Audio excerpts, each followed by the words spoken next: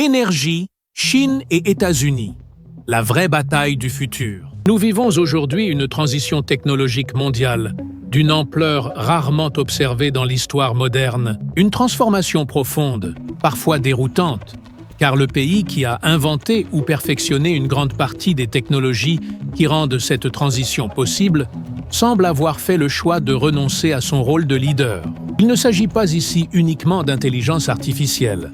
Le véritable enjeu est plus fondamental. Le principal facteur limitant de l'intelligence artificielle, comme de toute économie avancée, n'est pas le calcul ni les semi-conducteurs, mais l'énergie. Sans énergie abondante, stable et bon marché, aucune révolution technologique durable n'est possible. Ces dernières années, un contraste frappant est apparu entre les trajectoires stratégiques des grandes puissances. Aux États-Unis, l'accent a été mis sur l'augmentation des exportations de pétrole et de gaz. En parallèle, en Chine, l'énergie solaire et l'énergie éolienne sont devenues, dans de nombreux cas, moins coûteuses que les combustibles fossiles. Derrière ce simple constat se cache une transformation structurelle qui est déjà en train de remodeler l'économie mondiale et qui influencera profondément l'équilibre des puissances dans les décennies à venir. Lorsqu'un État planifie son avenir énergétique, la première question posée est presque toujours la même.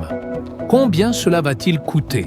Pour arbitrer entre le solaire, l'éolien, l'hydroélectricité, le nucléaire ou les centrales thermiques, les gouvernements utilisent différents indicateurs, dont le coût actualisé de l'énergie, un outil imparfait mais révélateur des tendances de long terme. Malgré ces limites, une réalité s'impose clairement.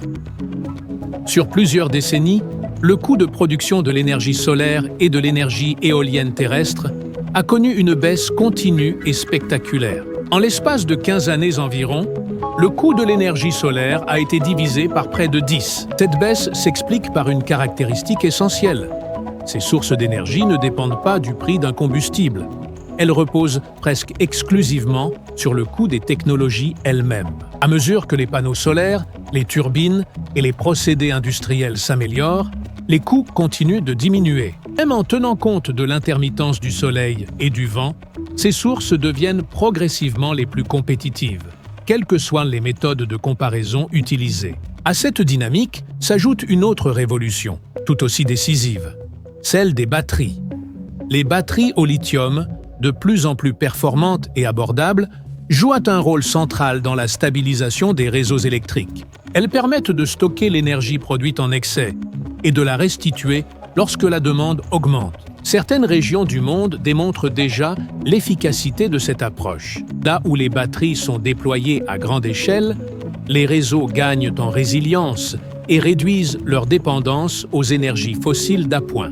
Cette combinaison entre production renouvelable et stockage transforme radicalement la manière dont l'électricité est produite et consommée. À l'échelle historique, les transitions énergétiques ont toujours été lentes. Il a fallu plusieurs décennies pour passer du charbon au pétrole, puis du pétrole au gaz naturel. Et ces transitions reposaient sur des technologies dont les coûts diminuaient beaucoup plus lentement que ceux des énergies renouvelables actuelles. L'énergie solaire présente en outre un avantage inédit, sa modularité. Contrairement aux grandes infrastructures énergétiques traditionnelles, les panneaux solaires peuvent être installés à petite ou à grande échelle, sur des toits, des façades ou dans des zones isolées. Cette flexibilité réduit les besoins en infrastructures lourdes et permet une adoption rapide, y compris dans des régions éloignées. Cette évolution rappelle celle des technologies numériques. Des outils autrefois coûteux et réservés à des usages spécialisés sont devenus accessibles au plus grand nombre, créant un cercle vertueux d'adoption, de baisse des coûts et d'innovation accélérée. C'est précisément dans ce contexte que la Chine a pris une avance considérable. Ne disposant pas de ressources pétrolières abondantes, le pays a engagé, depuis plusieurs décennies, une stratégie massive de diversification énergétique.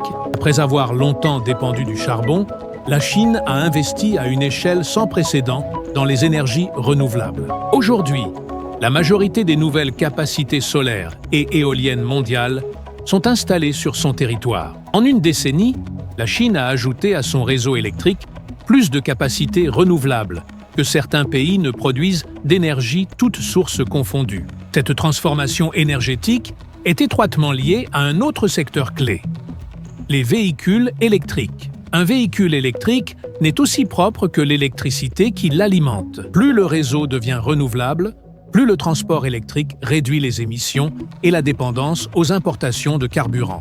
La Chine a compris très tôt cette synergie en développant simultanément la production d'électricité propre, les batteries, les véhicules électriques et le raffinage des matériaux critiques. Elle a construit un écosystème industriel intégré et extrêmement compétitif. Aujourd'hui, une part écrasante des véhicules électriques mondiaux est produite en Chine.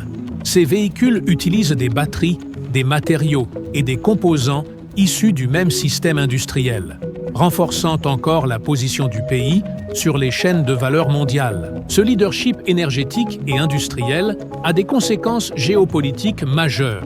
Chaque panneau solaire exporté, chaque batterie installée, chaque véhicule électrique vendu réduit la demande mondiale de pétrole et de gaz. À long terme, cela affaiblit les économies dépendantes des exportations de combustibles fossiles. Pendant ce temps, les États-Unis ont fait des choix stratégiques différents. Malgré leur rôle historique dans l'invention de nombreuses technologies clés, une partie des investissements dans les énergies propres a été abandonnée ou ralentie. Ce retrait a laissé le champ libre à la Chine pour s'imposer comme fournisseur mondial de technologies énergétiques. Ce phénomène n'est pas sans précédent. L'histoire industrielle regorge d'exemples d'acteurs qui ont inventé des technologies révolutionnaires sans parvenir à en tirer parti, par crainte de menacer leurs modèles économiques existants. Aujourd'hui, l'énergie propre représente bien plus qu'un enjeu climatique. Elle est devenue un pilier de la souveraineté, de la compétitivité industrielle et de la puissance géopolitique. À mesure que la demande mondiale d'électricité explose, notamment avec l'essor des centres de données et de l'intelligence artificielle, l'accès à une énergie abondante et bon marché devient un avantage stratégique décisif. La question n'est donc plus de savoir si cette transition aura lieu, mais qui en contrôlera les technologies, les chaînes d'approvisionnement et les bénéfices économiques. Dans cette nouvelle bataille silencieuse, la Chine a pris une longueur d'avance et le monde entier devra s'adapter aux conséquences de ce basculement énergétique et géopolitique.